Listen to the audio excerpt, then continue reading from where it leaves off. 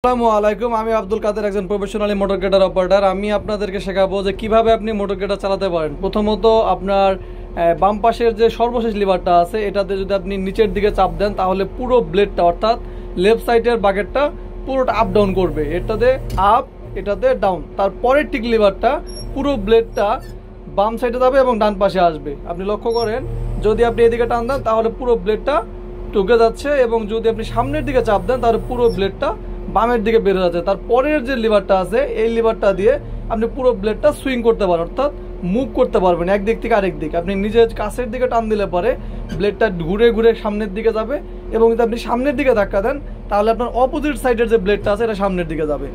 এরপরে যে সামনের দুটো লিভার আছে তার ভিতরে একটা হচ্ছে নাঙ্গল বা রিপার বলতে পারেন, আর একটা হচ্ছে পুরো ব্লেডটা ফোল্ডিং করে।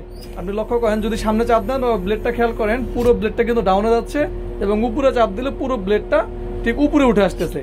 এরপর আসেন ডান পাশে। ডান পাশের সর্বশেষ লিভারটা হচ্ছে এই পাশের যে সিলিন্ডার আছে, অর্থাৎ ডান পাশের পুরো ব্লেডটা আপ ডাউন করার মতো এটা আপ ডাউন করবে, এবং তারপরের লিভারটা হচ্ছে চাকাটা ডান পাশে এবং বাম পাশ করবে।